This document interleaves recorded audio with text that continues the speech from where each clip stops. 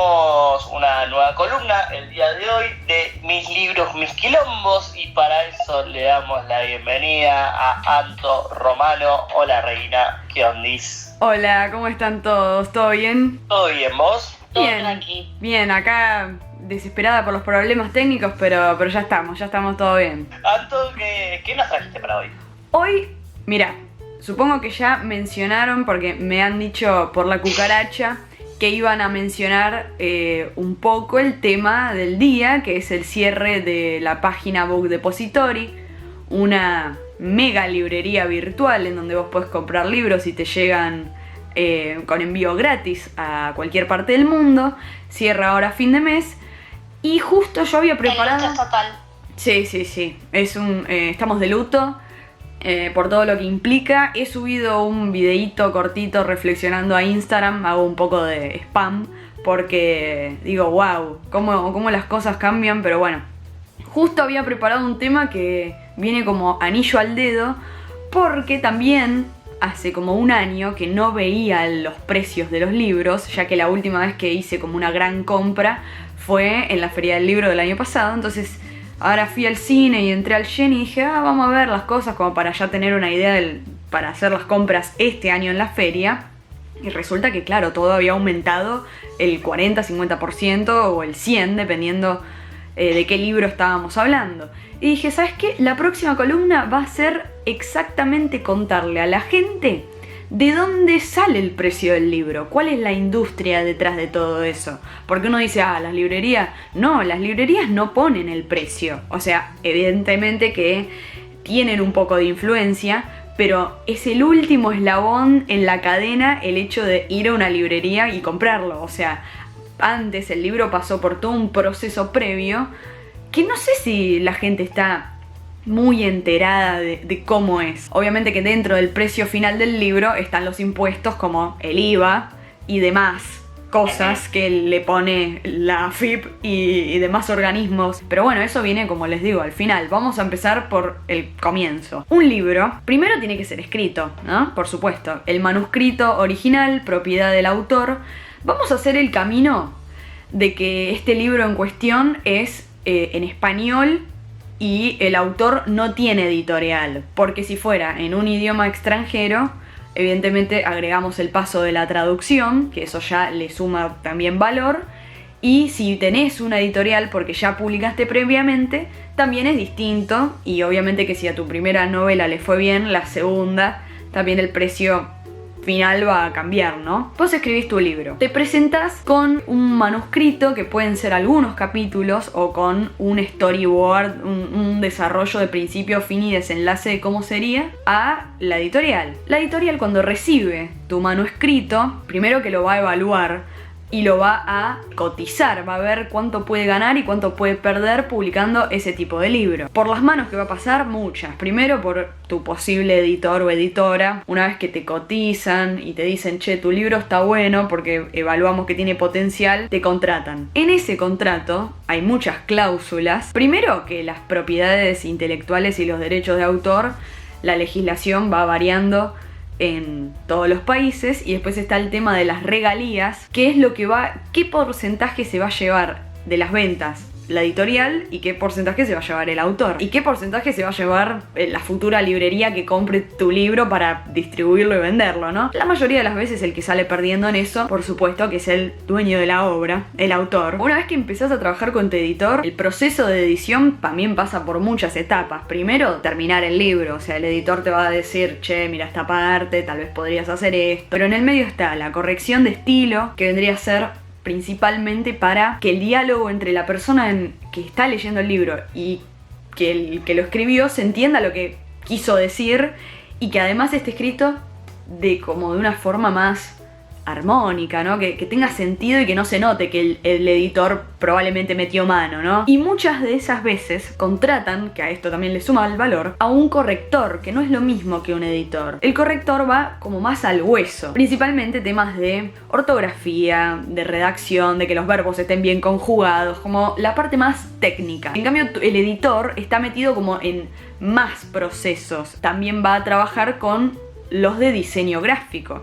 El diseño gráfico va mucho más allá de la portada. Y obviamente que está la gente de diseño gráfico, y si contratan a un dibujante aparte, y si el libro va a tener o no ilustraciones adentro, o detalles, o vieron los bordes que a veces se pone, o si los capítulos tienen alguna ilustración al principio. Todo eso le suma valor porque después al final la tinta, la impresión de más o menos ilustraciones, evidentemente que todo suma. Y después, una vez que el libro dicen, bueno, ya está, pasa a la parte de maquetación, que es la presentación en las páginas como una primera impresión para ver si los colores se ven bien, si está el libro enjustificado, porque tiene que quedar los márgenes todo parejo, y además el tipo de papel que se va a usar, si es más grueso, más finito. También si por ejemplo las tapas finales van a tener algún trabajo extra, exacto, como puede ser hot stamping, laminado dorado, terminaciones que se le hace que encarecen muchísimo el precio y que en general se utilizan.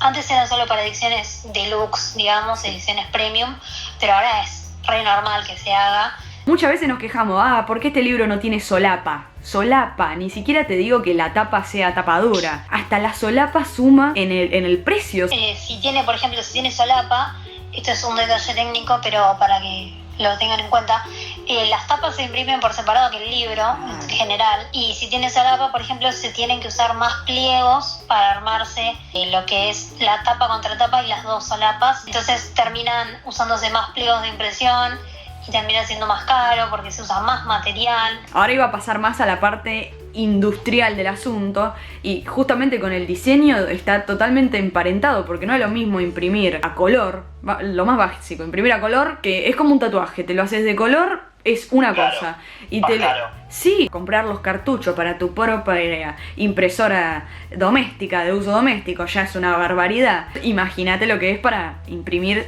una tirada de libros que la mayoría de las veces siempre son entre 1000 y 3000 ejemplares una sola tirada. La parte más industrial es donde entra todo el tema monopólico y todas estas boludeces. El imprimir el libro, y más hoy en día que hay una crisis con el papel tremenda, muchas editoriales todavía no se subieron como a la ola de que sea papel reciclado, porque dicen, no, porque es más blandito, es más marrón. Bueno, pero padre, al final del día, que la hoja sea más marrón para nuestro cerebro y nuestra vista, estaría bien, o sea, no estaría mal. Porque lo caro de todo esto es los químicos que se usan para hacer el papel más grueso y más blanco. En realidad el papel es una pasta que en general se hace de celulosa, se puede hacer con caña de bambú, el que dijiste vos, Santi.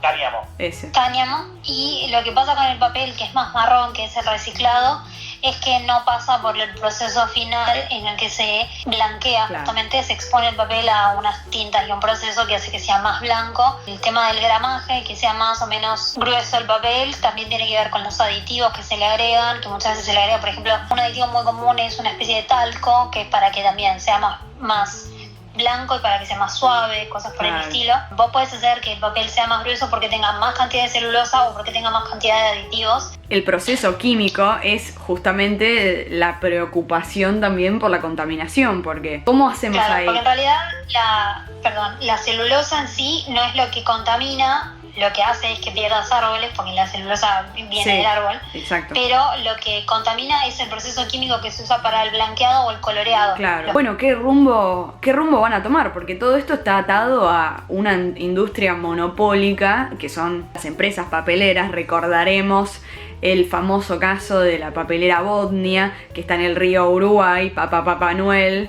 A ver, era algo que sí, pero es algo que hasta el día de hoy, o sea, que hasta el día de hoy Papá Noel no se va a morir. Que hasta el día de hoy es un bardo tremendo. ¿Cómo que no?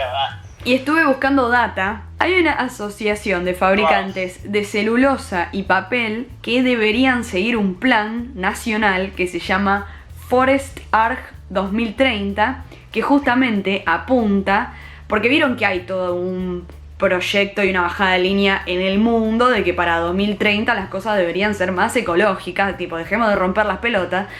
Hay cosas que las podemos evitar, y yo creo que el tema del papel es uno. O sea, si hay una forma de hacerlo más sustentable, ¿por qué no lo hacemos más sustentable, hijos de puta? ¿Y por qué? Porque escuchá quiénes son los dueños de las papeleras acá. O sea, ahí es donde decís, Celulosa Argentina es de el grupo Tape Bikua, fundada por, entre ellos, uno de los socios, y acá redoble de tambores, José Urtubey. ¿Que quién es? No, me la... ¿Quién es José Urtubey? El hermano del gobernador de Salta, que está casado, el marido de Isabel Macedo, porque no sabemos, Claro.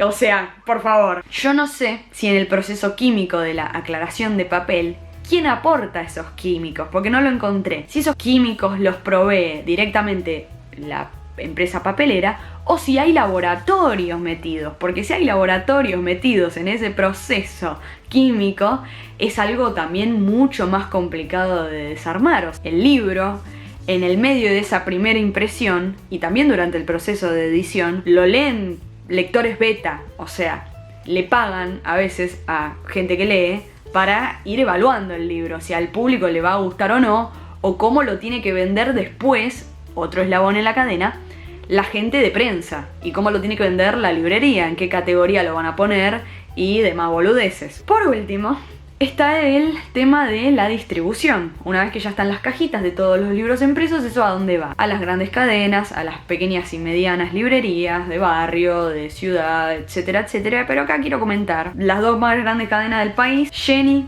Cúspide. Jenny pertenece, lo gestiona mejor dicho, la inversora librera Holding, que es de la familia Gruneisen, son nombres ya con un nivel de pronunciación que ya te da la pauta, que el Gruneisen original se llamaba Ricardo y fue presidente del Banco Central en el gobierno de Onganía. O sea, esa gente de la librera Holding, esa familia viene de este señor que fue presidente del Banco Central y esa gente es la que regentea hoy el Ateneo Gran Splendid, por ejemplo. ¿Ves? Una vez que vos seguís el camino de la plata, ahí te das cuenta de las intenciones de las cosas. La mejor parte es Cúspide. ¿Saben quiénes son los dueños de Cúspide? Y aún hay más. Nada. Los dueños de Cúspide es el grupo Clarín, o sea, la Fundación Noble del Noble original que fundó el diario en 1945. O sea, es como obvio, tipo. Después, por último, ¿qué pasa con esos libros que no se venden? Que están que las tiradas, no sé, no funcionó, no se vende. Esta es la parte más triste. O se queman, que esto es terrible. O sea, chicos, no, prefiero la otra opción, que es que los mandan a una compactadora y se hace toda una pasta terrible y eso se recicla y se hace de vuelta al papel. Es como, prefiero eso antes que la quema. La quema es mucho más contaminante. Sí. Así mismo. Ray Bradbury ya lo dijo, chicos. Sí. Pensé que el paso previo era la mesa de saldos. También, es verdad. No, pero no sé, ¿qué hace Cúspide con lo que no vende? O sea, no sé si se lo revende a una librería de saldos, como... Ahí no sé, ahí me quedo medio trunco. Con todo esto de que cierra Book Depository y se acortan los caminos para conseguir libros nuevos, bueno, habrá que recurrir a la vieja confiable de rebuscar, revolver. Básicamente yo quería contar eso, de que una idea así muy general de dónde viene el precio de los libros a partir de todos estos procesos y todas estas manos de obra y de gente que está involucrada. Me quedé con ganas de más. Te juro, me interesa mucho todo ese camino y todo el negocio que hay atrás de los libros. Como hay negocio atrás de todo igual. Obvio. Es increíble que todo termine siempre en las mismas personas. Es como, dale. Estamos de acuerdo que cuando publiquemos la columna en YouTube va a llamarse La Ruta del Dinero Y, ¿no? Por